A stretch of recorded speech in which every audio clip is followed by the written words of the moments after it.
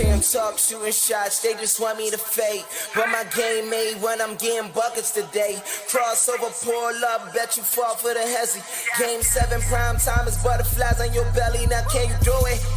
Folding under the pressure, boy, can you do it? If you going, show 'em who better. Don't let the game slip and don't get caught in the lights. Crown me, yeah, Jordan taking off on the Baby, flight. give me all the rings right now, we the champions. We the champions. I do my thing right now and it can be done. They said it can't be done. Give me all the rings right now, we the champions. We the champions. I do my thing right now and it can't be done. They said it can't be done.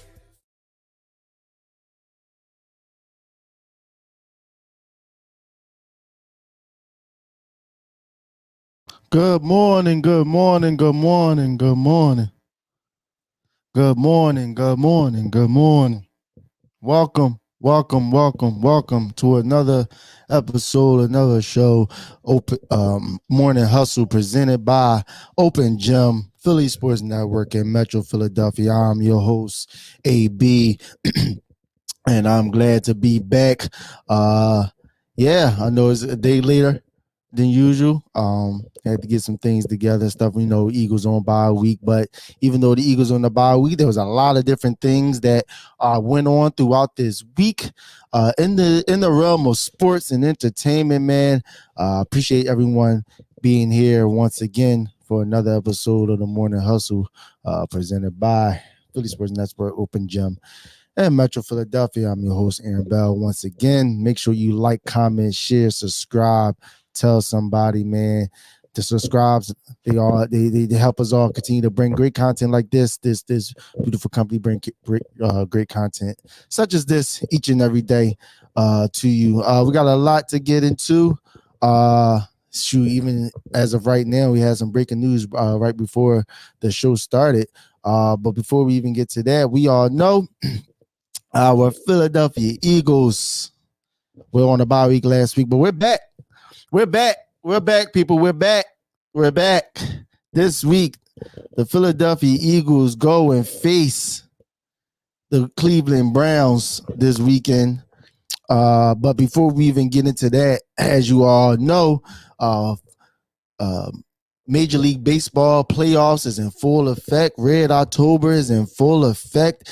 Our own, well, not I say our, because we got a lot of people here, but especially our own Philadelphia Phillies are in the playoffs, the NLDS to be exact, playing the New York Mets. And tonight, Tuesday, we got Game 3 of the NLDS tonight, and we have Nola on the mound tonight. Let's see who the Mets have on the mound tonight as well. But while I get that, yeah, like I said, the Phillies, they play tonight, it's afternoon rather, early evening, 5 p.m. against the Mets up in Queens in New York, with Nola on the mound. We all know how Game 1 went. A great. I know y'all probably thinking like he talks baseball too. Absolutely. I'm not gonna say act like I'm a baseball aficionado or I know the ins and outs to the core of the game. But I mean, as a fan, me personally, diving into baseball, in the early 2000s when the Phillies, on their run with the Ryan Howards and Chase Utleys and Jimmy Rollins and Shane Victorinos and guys like that, for sure. Yeah, man, it was that's what draw me in. So yeah, I know a little bit of baseball, and we can talk about everything right here. So the Phillies tonight, this afternoon, 5:00, we got let's see. So pitching tonight, we got Aaron Nola, obviously for the Phillies tonight.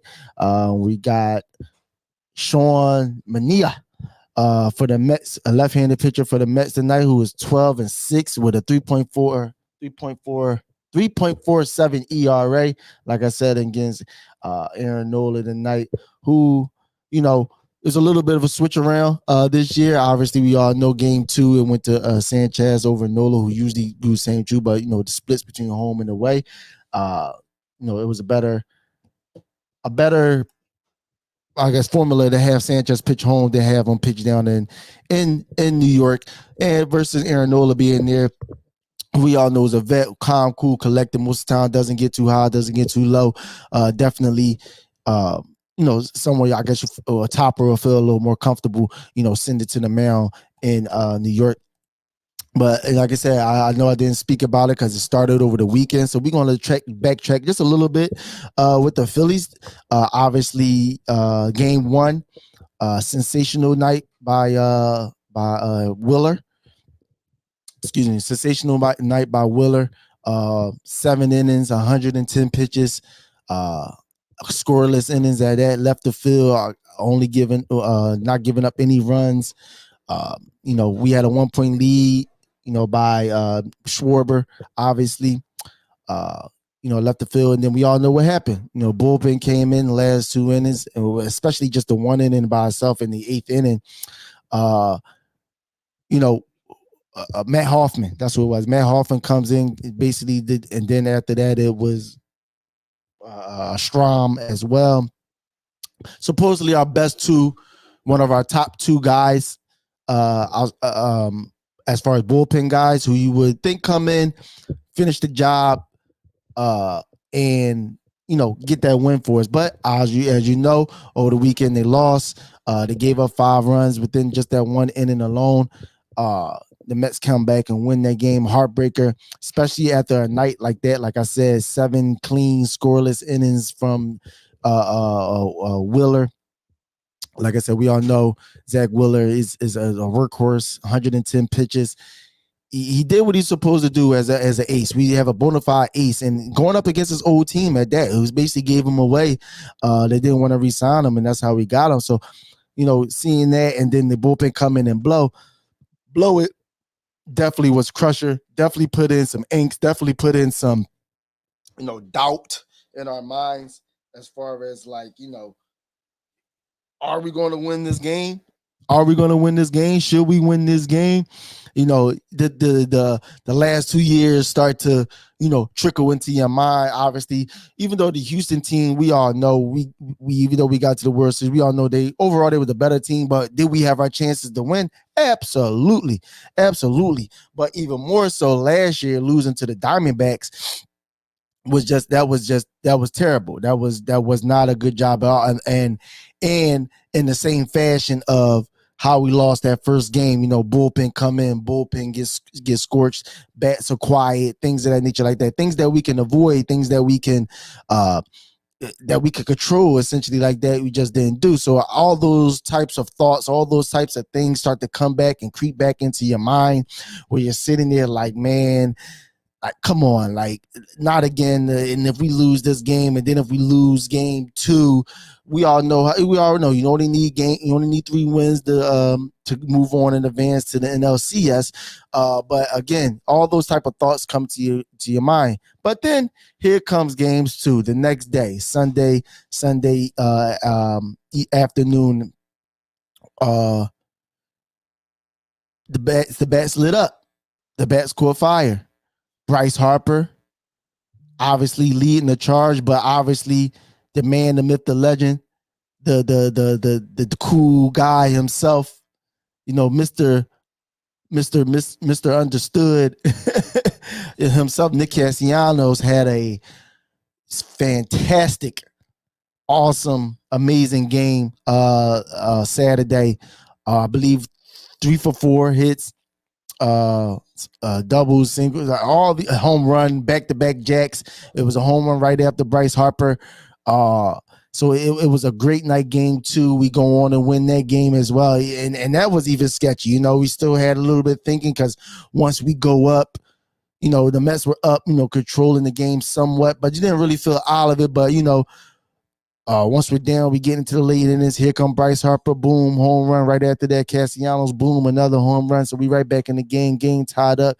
Then right after that, you go right in and I'll give up a home run. Here come the bullpen again. Come on out. Only a couple innings left. I believe on about 6 hours left. Like, let's just do it. Let's just get over it. Get this. So Topper, I before I continue, I want to commend Topper. for making the adjustments this year. Because also in game 2 as well, we all know Alec Bohm hasn't been playing the best at all. So he took the initiative and set Alec Bohm game 2.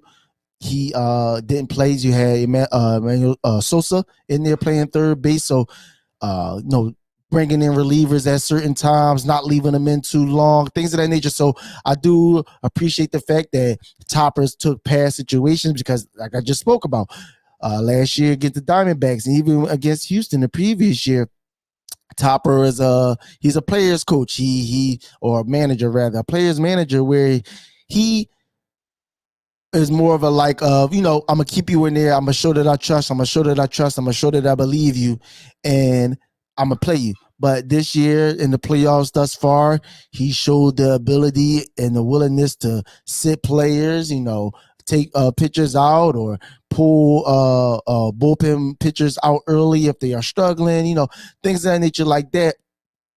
Granted, I believe Sanchez in game 2 probably could have won another inning or two because he was pitching fairly well, getting outs, and he was only at 80 or 88 pitches, I believe, at the time before he got pulled. I believe the 5th inning, or 5th or 6th inning.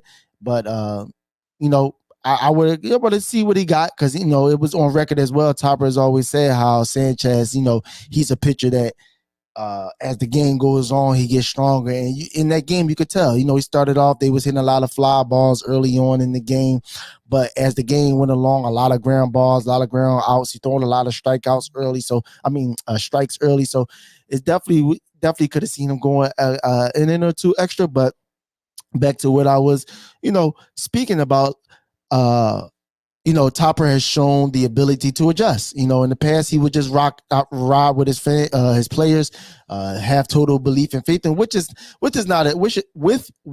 not an issue with me. I do believe there's an element of that you can do that, can be successful, that can help certain players. But at times when someone isn't playing well,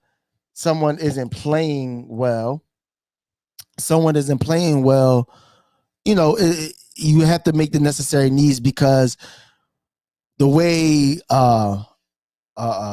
Alec Bohm is pitching, swinging right now, and it isn't very good. And it was even evident because he actually came in game 2 to pitch hit and literally swung at the first pitch and popped up. And he was frustrated, mad, throwing his helmet and stuff like that, which is okay. But at this moment, you can't have this. So Alec Bohm is back tonight, game 3 for the NLCS. So Topper's going back to his guy, which I believe is the right move as well. Bringing him back and just let him know, like, listen, that game. But we have, like I said, believe we have a lefty on the mound tonight. So definitely another. Is it 2 lefties tonight? Yes. So we have a lefty on the mound tonight. Let's see. So like the projected lineups for tonight against the Mets is going to be Kyle Schwarber, obviously DH, but leading off, Trey Turner at shortstop, Bryce Harper at first, Nick Castellanos right field, Alec Bohm, JT Realmuto, Edmundo Sosa at second base, so no Stott tonight. So that's potentially there'll be no Bryson Stott tonight. We'll get to him in a second as well. So Sosa getting another run at it possibly. Let's see. We have Austin Hayes in left field. So it looked like also it might be no. Okay, yeah. So Austin Hayes in left field, and then Johan Rojas might be potentially playing tonight as well.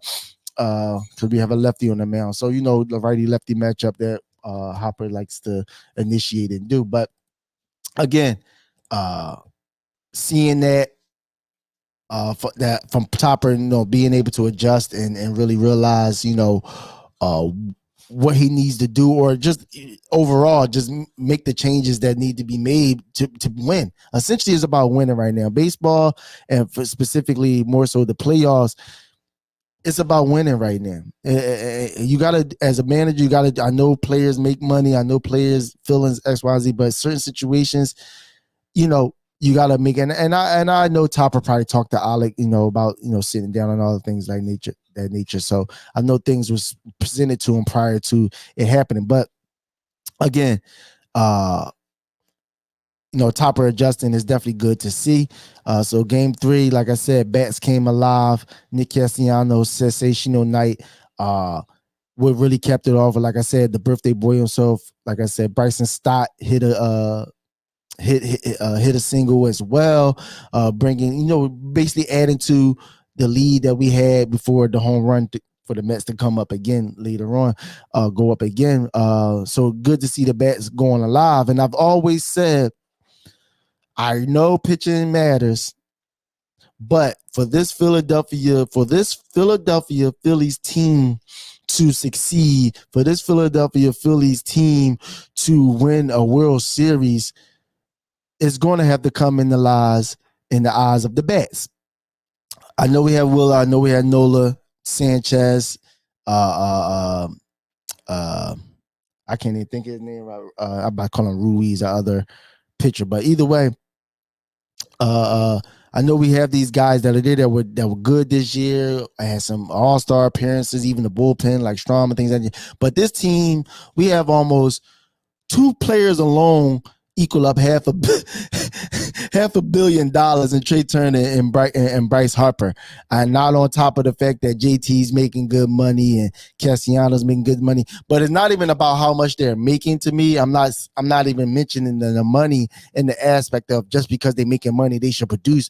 It's more so that lets you know how this team is built. This team is built on his bats. This team is built by his offense. When you got guys like Bryce Harper, Nick Castellanos, Kyle Schwarber, Trey Turner, those 4 guys alone, you are supposed to produce hits. Granted, at times they get greedy and want to hit for the fences all the time, but again, you're supposed to produce hits, and that's what this team and that's what this Phillies ball club is made up of. Pitching, yes, you need pitching, but as you've seen so far, just within this Mets series alone, they can get to you.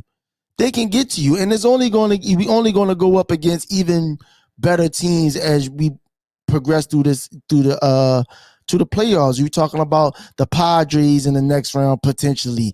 A lot of teams that can hit the ball. So I believe scoring and hitting is going to be there regardless. So whether you have good pitching tonight, granted, you got a guy like oh my God, I'm so sorry, y'all. You got a guy like Zach Wheeler. Yes, you can have a sensational night like game 1 of NLDS, going 7 innings, 110 pitches, and going 7 scoreless innings and 110 pitches. But you can't count on that every night, and you also can't count on the pitchers under him to be able to produce the same thing that he's producing. So for this Phillies clubhouse to win, they're going to have to hit the ball. I don't care what anyone has to say. The money was invested in the bats for a reason. The bats are going to win us. Bryce Harper is going to lead us. Nick Castellanos, Kyle Schwarber, Trey Turner, you guys are going to have to hit the ball. And like I said, the other guys, supporting cast, the Alec Bones, Amundo Sosas, and Justin Hayes, and people like that, you're going to have to produce as well. JT Realmuto. The bats are going to have to come alive. The bats are going to have to find some level of consistency throughout this playoffs. I understand that at times you cannot hit. At times you can maybe go through a mini slump, or it just isn't your game. Maybe 1 or 2 players can go through that.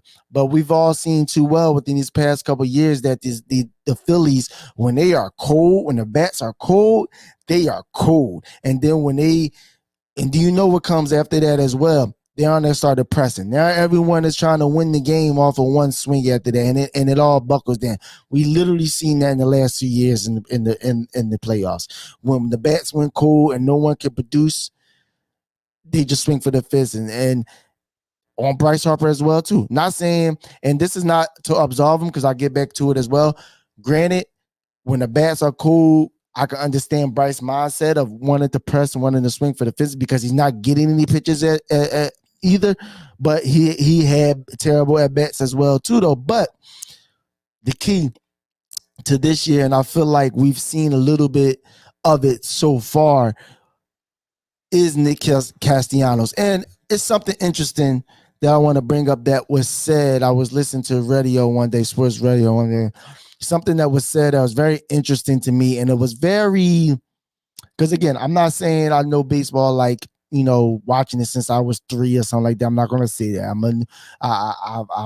When I learn new sports, I try to learn as much as I can, the history, everything else like that. But I heard something very interesting, and I believe it was Ruben Amaro Jr., who was a former GM of the Phillies, and he said something that really struck with me, that stuck with me, that really brought me back. Because I don't know, I ain't gonna say I know baseball or even Nick Castellanos that well, but as far as a player, but he said that Nick Castellanos, because I think it was during the season, they were talking about how like he was struggling at the moment.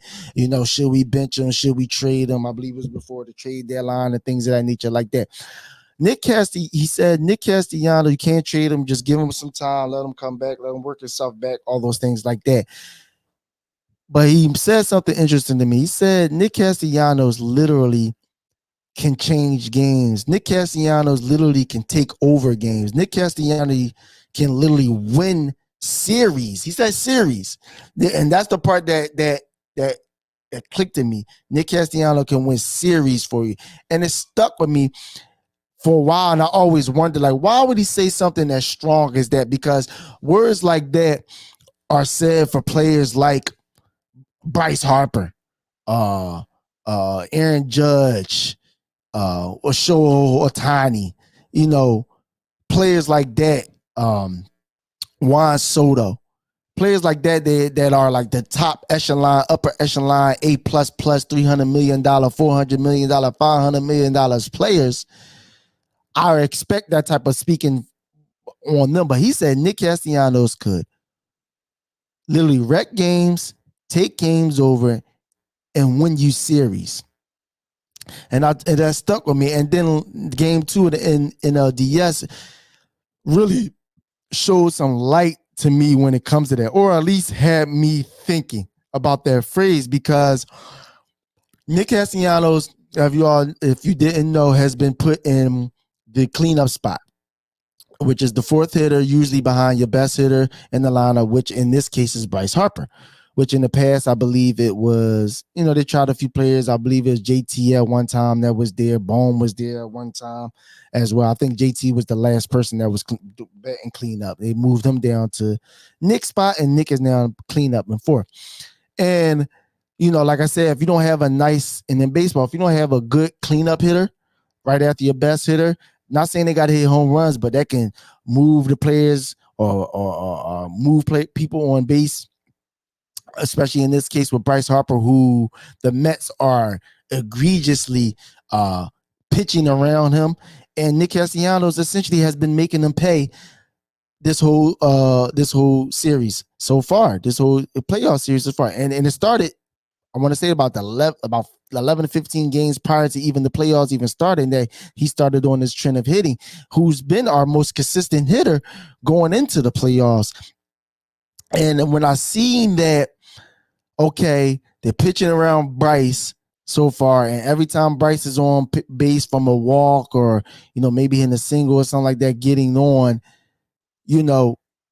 he's moving them. He's moving them along, getting them to second base, getting them third base, hitting home runs, getting them home, stuff like that, which is very good to see and very pleasant. I feel like it ignites the team, and you've seen it in game 2.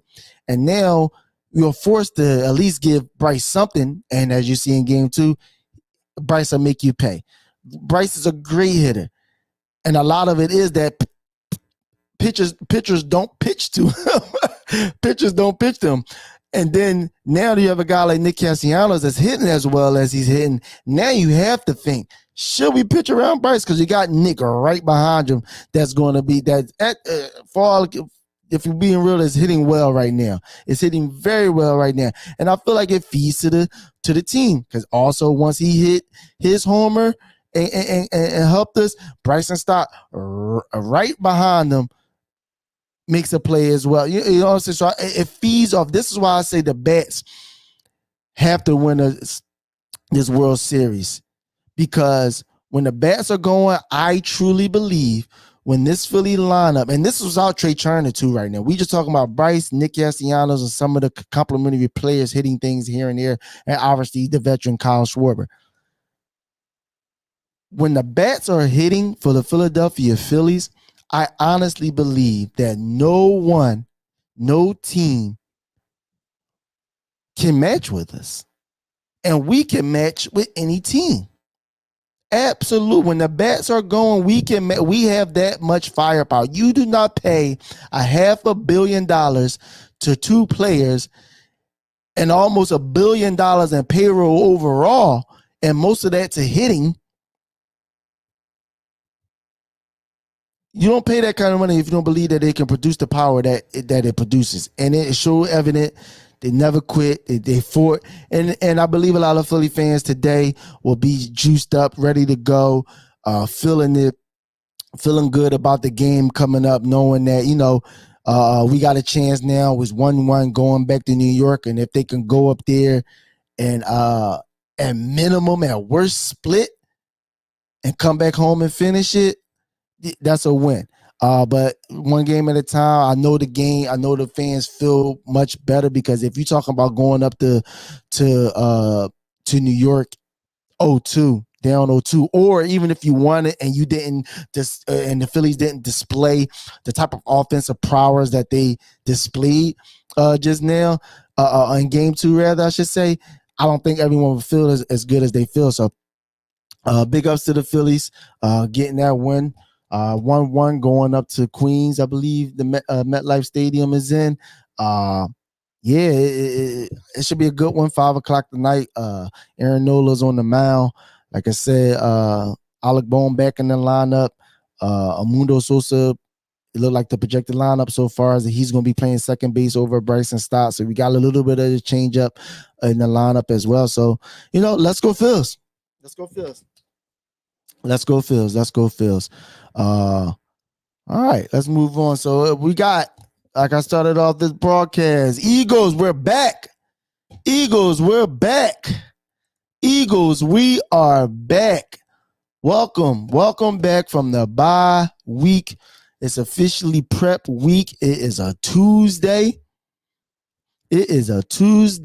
October 8th at 11:28. Eagles should be at the facilities. They should be prepping for games, getting ready for practice, things of that nature like that. Play the Browns this weekend. All right, I mean, where we left off at, we all know Smitty injury, Devontae Smith injury, AJ Brown injury has already been confirmed and reported that unless something major happens, both guys will be back. Devontae Smith and AJ Brown will be back this week, so that's good. Look like the whole offense, for the most part, will be fully healthy again. So Lane Johnson should be back as well, who also missed the last game 2 weeks ago. So Lane Johnson, AJ Brown, Devontae Smith, Becton play, Saquon, all those guys will be back. So it looks like the offense will be fairly healthy coming into this week. And we're going to need it. We're going to need it. We play the Browns this week. And if you want to, get into as far as the opponent, let me say this. The Cleveland Browns has gotten whooped on the whole NFC East. Cowboys, Giants, and Redskins. Cowboys beat them 33-17. The Giants beat them 21-15. And the Commanders beat them 34-13. So they haven't all year, they haven't even cracked 20 points. And 1, 2, 3, 4, 5. In 5 games, they have scored in succession 17, 18, 15, 16, and 13. In the game that they scored 18, they beat the Jacksonville Jaguars. That was on 13 points. If the Philadelphia Eagles, Jalen Hurts, A.J. Brown, Nick Sirianni, Howie Roseman, Vic Fangio, whoever,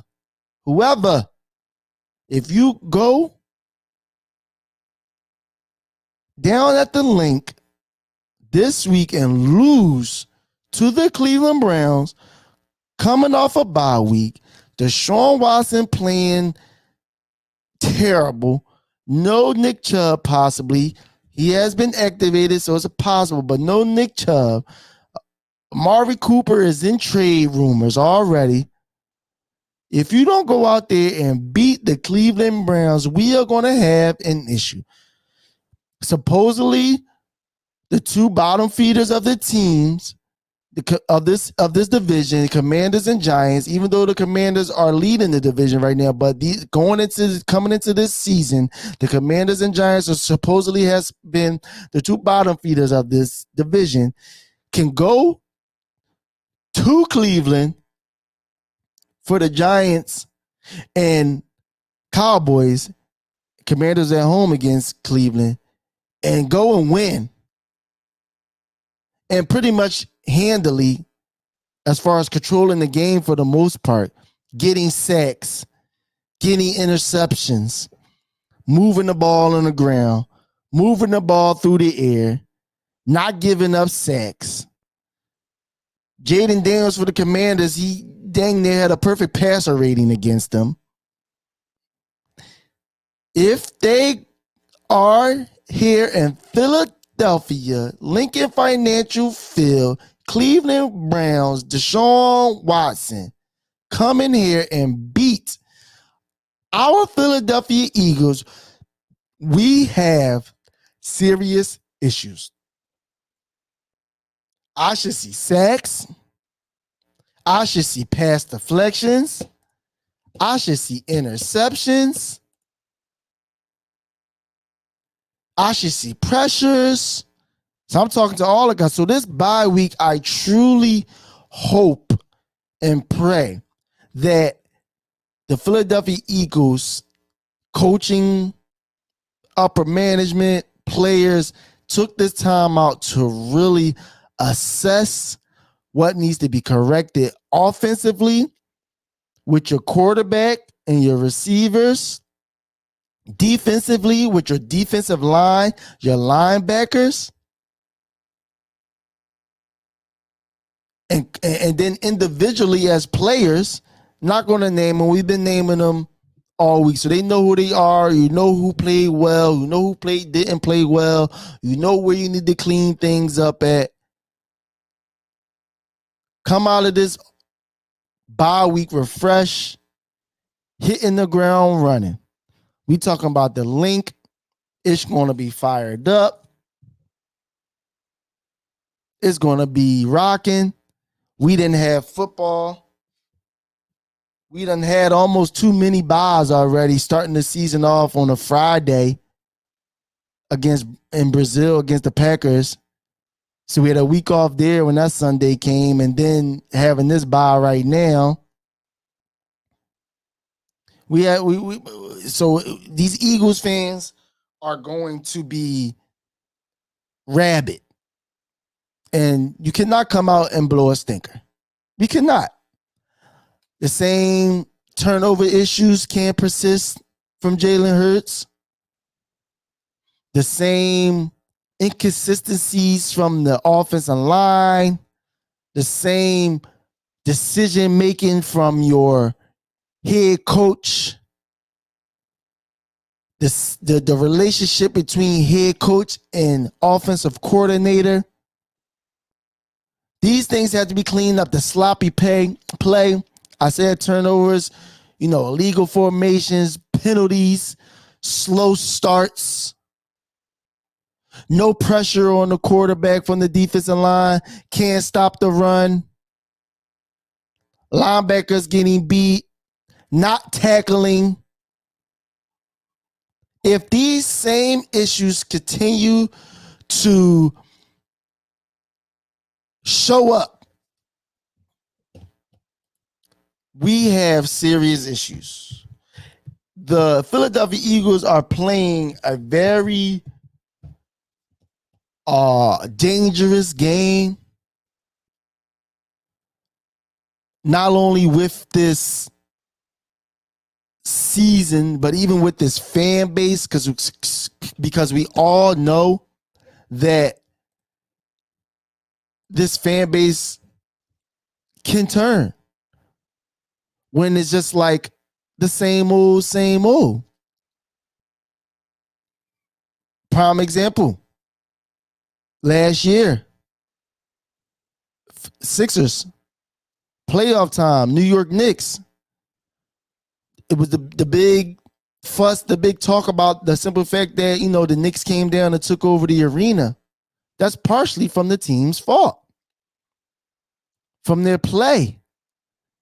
And then also, obviously, Joel Embiid being hurt, coming back a little early, not being himself. It was just when the team when the fans are wavering on the fence or just overall over you, things like that can happen. So you talking about a week without football, knowing how we looked going into the bye week, even though we won a game, lost a game.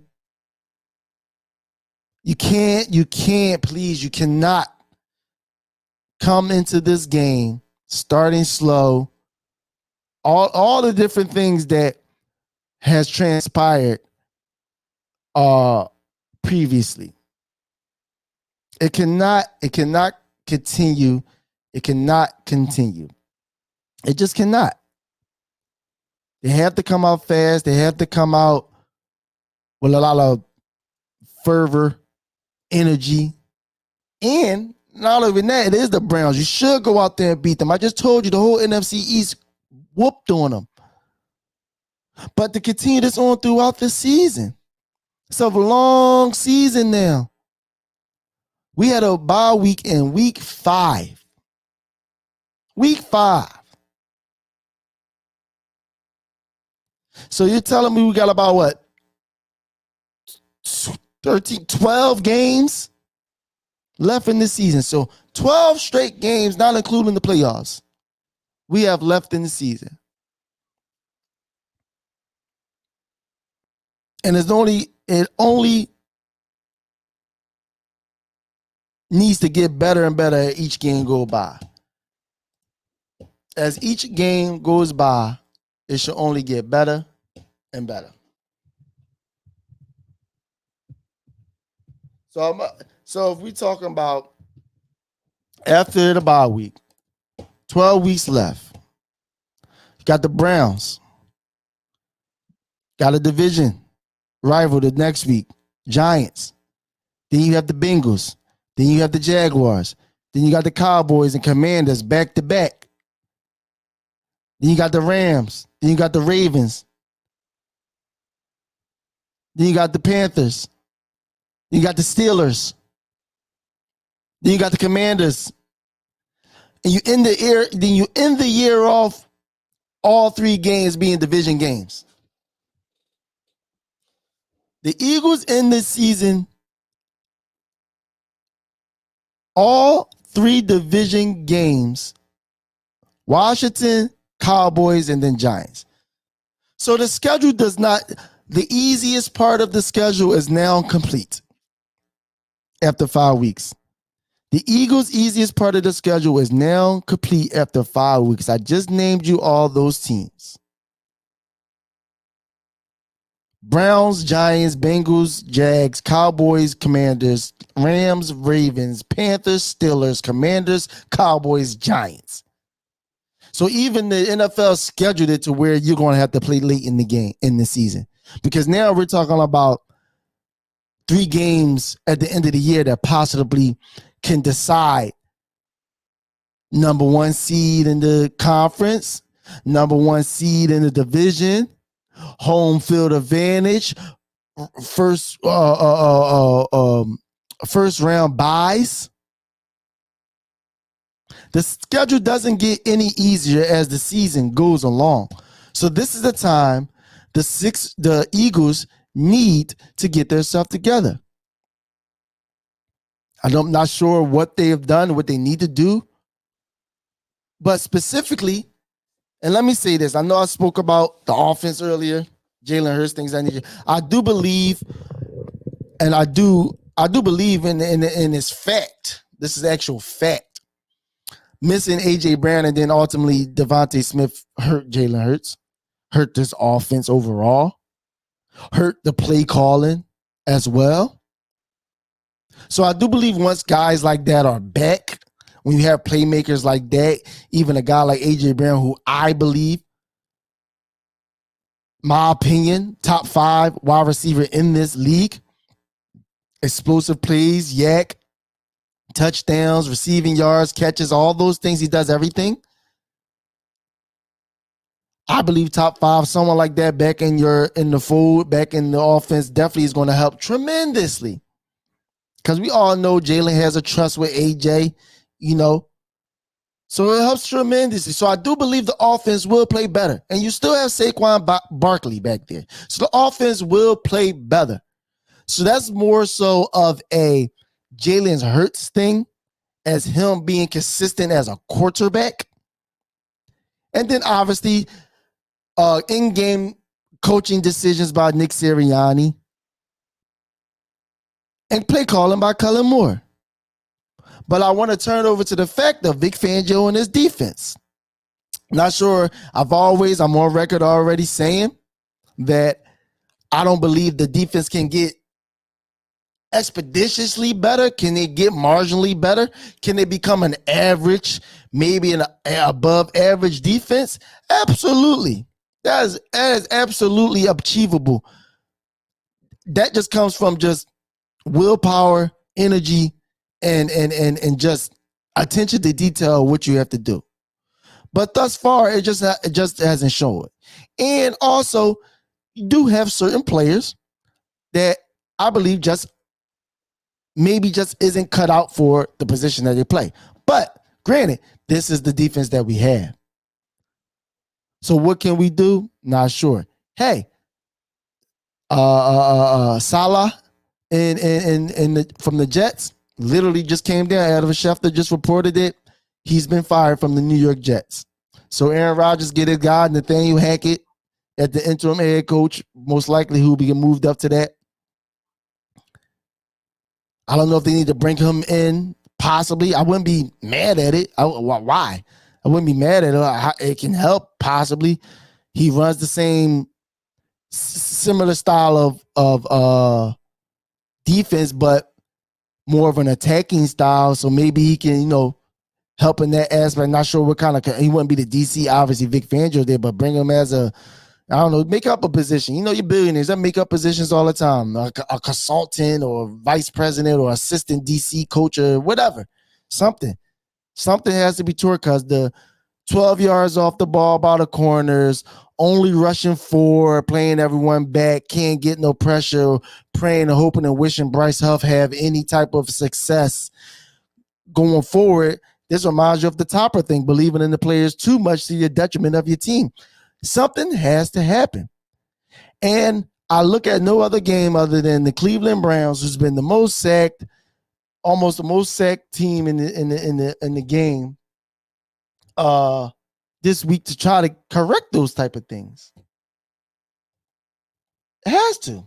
This has to be the week we come out and you see a difference. You see some changes. Just heard, obviously, they opening the practice window for Sidney Brown.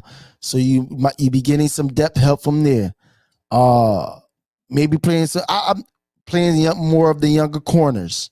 Maybe, trade deadline is coming up. Can you acquire somebody? Can someone be moved anywhere to make this team better? Because this defense has to get better. They have to. If the Eagles want any chance of this season, for this team to make a real try and a real run at a championship, this has to happen. So, like I said, within the past 5 weeks for the Browns, Deshaun Jackson,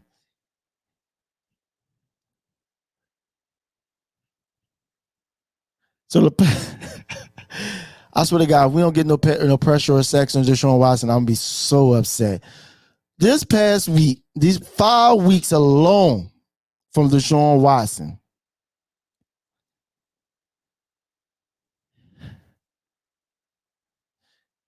He's been sacked 26 times in 5 weeks. 26. Washington sacked him 7 times. And you know the irony of this as well? I told you the NFC East, they all put a pounding on Deshaun Watson. Pause. This week, their games against him when they beat them, all 3 of them has the highest total sacks on Deshaun Watson as well in those wins.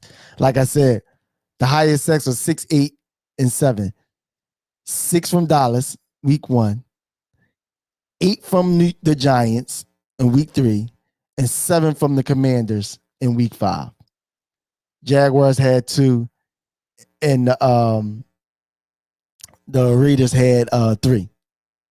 26 times he's been sacked.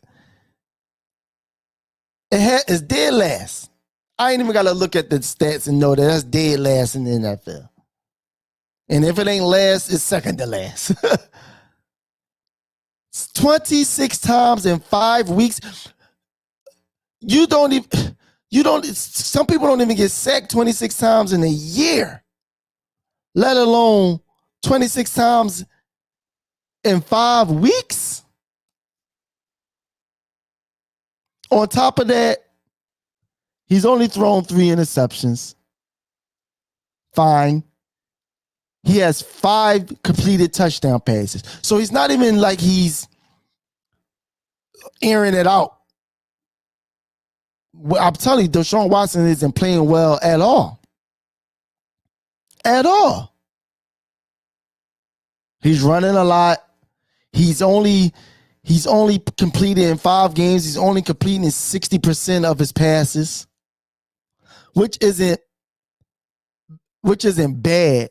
I'm not going to say that, but he's not throwing a lot neither. I mean, he's not completing a lot neither, because you're saying out of 176 attempts, he had 106. He made 106, but like if you look at the game itself against Dallas, 24 for 45. Against Jacksonville, that was his most efficient game, 22 for 24. But then Giants, 21 for 37, 21 for 37. The Raiders, 24 for 32, a little better. 15 for 28 games. So it's like he's not throwing a lot, but he's holding on to the ball as well, because the sacks tell you that right now, 26 times in 5 weeks is ridiculous.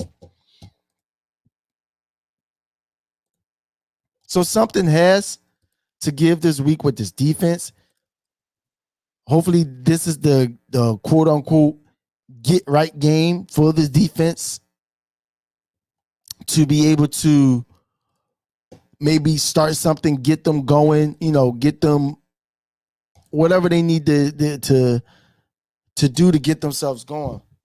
But this Eagles team better be they better beat the Cleveland Browns. That's absolutely something they have to do. So, like I said, they play this week 1:00. The Cleveland Browns. For the most part, no injury reports, anything like that. Like I said, they should be practicing today or tomorrow, for sure. Today's Tuesday, so they definitely should be out there today. But yes,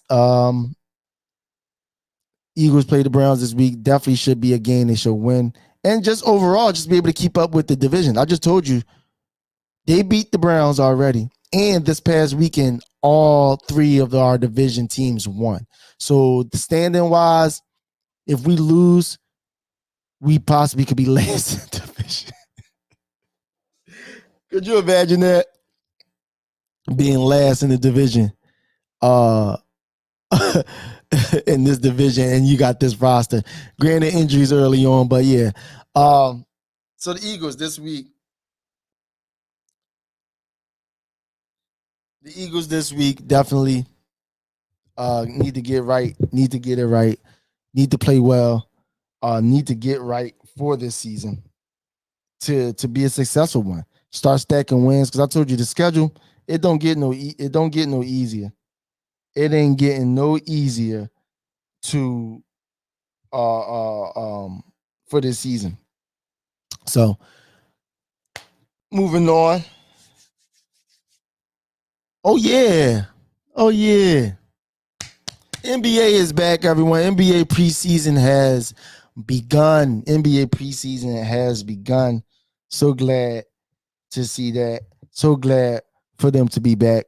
No Joel. They actually did. Our Sixers played last night. No Joel Embiid. No. No Joel Embiid. No Paul George. Thank you. But he looked real good sitting on that sideline, everybody. He looked real good sitting on that sideline. He not dressed, but he just here in Philadelphia sitting on the sideline. Can't wait to be like, sub. Oh no, and he ain't no sub. He's starting at small forward, 6'8", from California. Paul George, woo, that's gonna feel good. But either way, no Joel Embiid, no Paul George last night. Definitely definitely would have wanted to see them, but we understand what's at stake this year. They have to win the playoffs, second round specifically. It's championship or bust. I know people say the second round, get to a conference final. I would love to see go to a conference final, but I need a championship. Conference final, I will accept, but to an extent, because if we're in the conference final, again, with this team, I believe we can be anybody. So if we're in the conference final, we need to go to the championship. But other than them, they didn't play. Everyone else essentially did. Even Tyrese Maxey, who only played the first quarter, he played 12 minutes. Sensational. Love what I seen from him, what he looks like. He ended the game with 15 points, 1 rebound, 3 assists. 5 for 7 from the field, 1 for 1 from the free throw line, 4 for 5 for 3. He looks spry. He's still fast. Looks healthy. Looks stronger. Specifically, definitely looks stronger. But still has his speed. The jumper looks even better than what it was. He's displayed a lot of more of the in action movement type shooting. Maxey, again, every year gets better. I know it's cliche and I know it's his mantra, 1% better every day, but see the progression already. Just in little spurts. He didn't show too much, but we'll see it throughout the year. He showed little progressions in it. Before his three was more of a set shot. Even if it's off of a screen, he has to square his feet up, pull up, and shoot. But a lot of top of the key shots was made as well. A quick release as well. So it looked like he's getting more comfortable with the form of his shot. Is more of a natural thing to him now. Whereas in the past, you've seen Maxey, it was still a lot of like elbow in, look up, keep it straight. You know what I mean? A lot of the formulation of how you're supposed to shoot, and it still was good, and he adapted well. It didn't hinder him from shooting. It wasn't like herky jerky or had a hitch in his shot or anything like that, but definitely is a lot of fluidity. It was 1-3 he made off a screen top of the key where it was just one of the Steph Curry throw-ins where it's like it wasn't a stand and pose. It was just, throw that and it all net, bottom of the neck. So he looked good, very good. Couple assists there. I seen a live as well with watching the game as well. So that was good seeing that. It looks good. Let's see who else played. Oh, Yabusele. If I messed up his name, I apologize. But Gershon Yabusele, the French national team, who led French national team to a what's that called? Silver medal. Sorry. Led them to a silver medal, famously for, the dunk on LeBron and things of that nature like that. Looks good. He played the whole game. Pull up his stats for you as well. He played the whole game. Yabusele, 16 minutes, or not the whole game, but 6.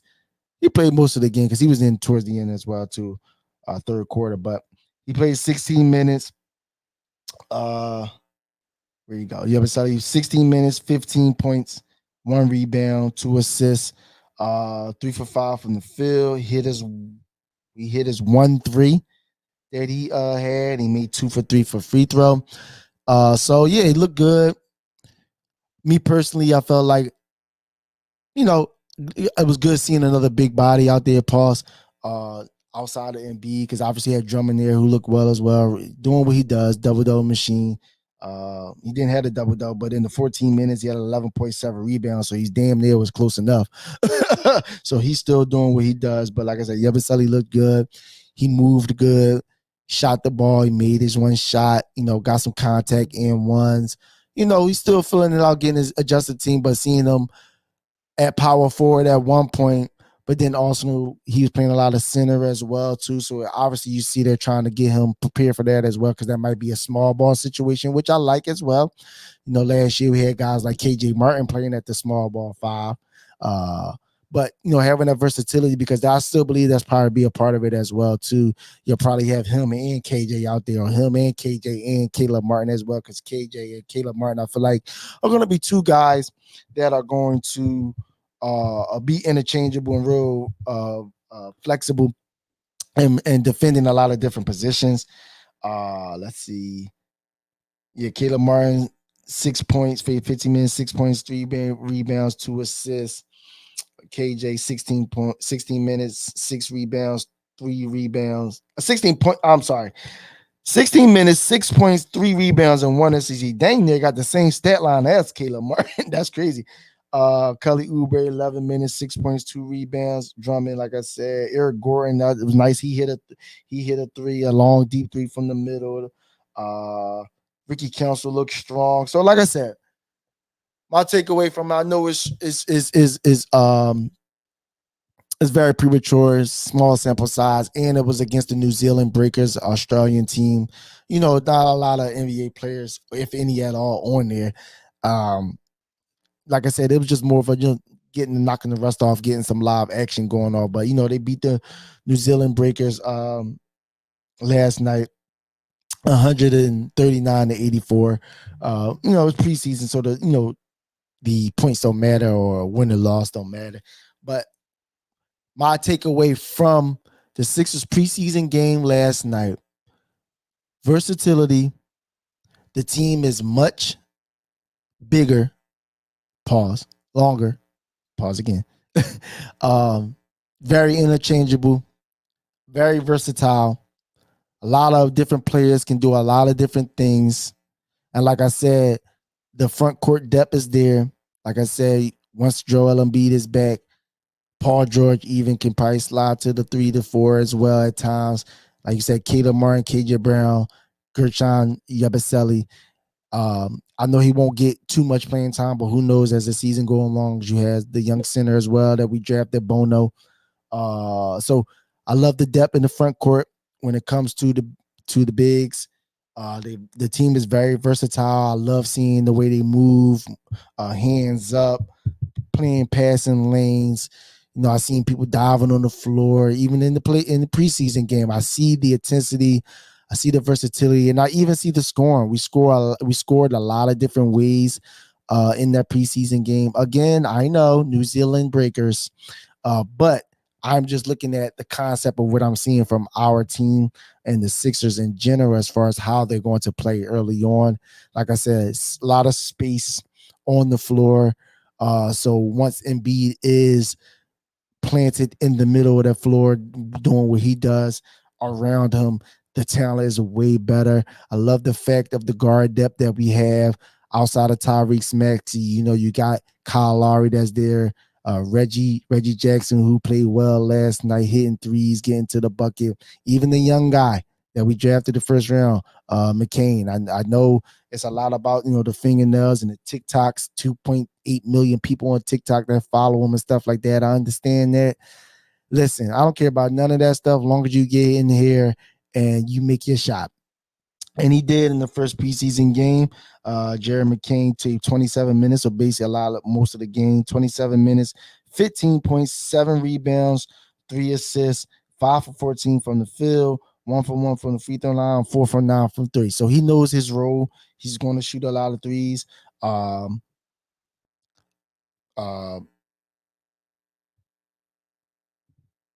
And he had 2 offensive rebounds too. Quick, loved it though. Quick release. Seen a couple shots that were just like it was water. Quick. Got the ball out of his hands quick. The defender couldn't even recover fast enough, and it was bottom of the net. I know previously training camp he spoke about, how he practiced on NBA range shooting and farther. This offseason he was basically working on his range because college 3, NBA 3, 2 different threes. And then obviously in the NBA is even farther than that. We got people shooting from logos. So he's been practicing on his range with that, and he's looked comfortable so far. Moving without the ball. Defense is going to be somewhat of an issue in this early stage. But we said the same thing about Maxey, and he's become more scrappy, stronger to be able to take on the punishment as well. So, that only comes, through the years of being in the NBA. So I'm not necessarily worried about that, as long as he's had the capability of working on it. But yeah, that's going to be maybe a little bit of downfall that keeps him off the floor. But I definitely see a role for him that can be on there. Absolutely. Like I said, Reggie Jackson, like I said, he played 9 minutes. He had 15 points, 2 assists. Or he didn't need to see Nick Nurse didn't need to see much from him either. Took him out fairly quick. He was on fire early, getting to the bucket. Like I said, beating people, shooting the 3. So that's good to see. Kyle Lowry played 9 minutes. He had 5 assists. So I love the guard depth. I love the fact how interchangeable, like I said, from Maxey to Kyle Lowry to Reggie Jackson to McCain, even though he won't be a ball handler, but just guards in general that can score the ball or ball handle. So you got 3 that can ball handle. Then you got McCain, got Eric Gordon, shooters, Caleb Martin, another shooter.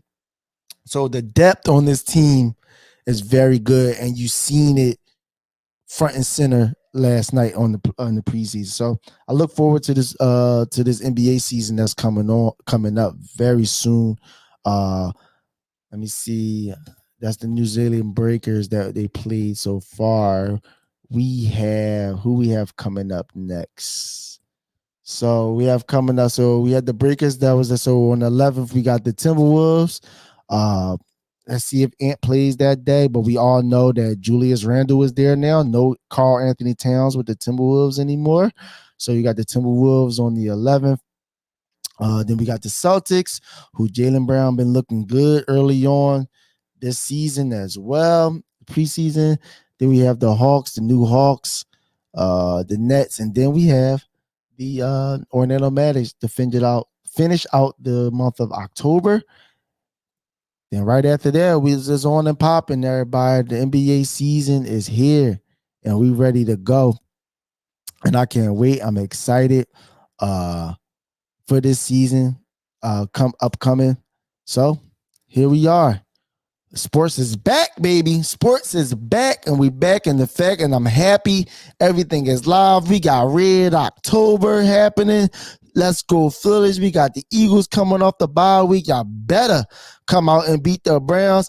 And then we got the 76ers preseason action. 76ers season is around the corner. NBA season is around the corner, and I cannot wait for this to happen.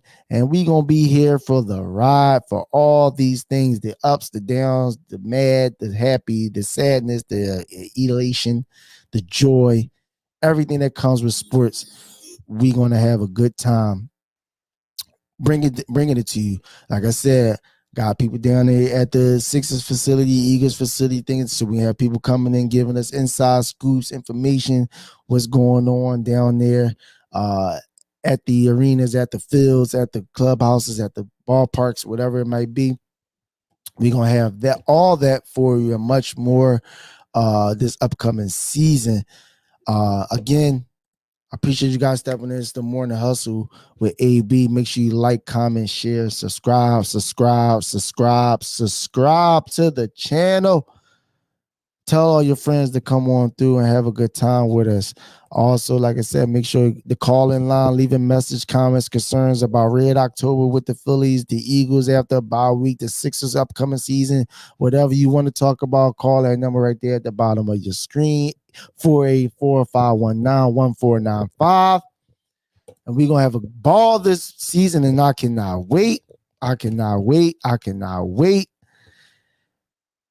And this has been your boy AB, Open Gym, Morning Hustle, Phillies Sports Network, Metro Philadelphia. And until next time, people, it's your boy AB, and we're out of here. Yes, sir.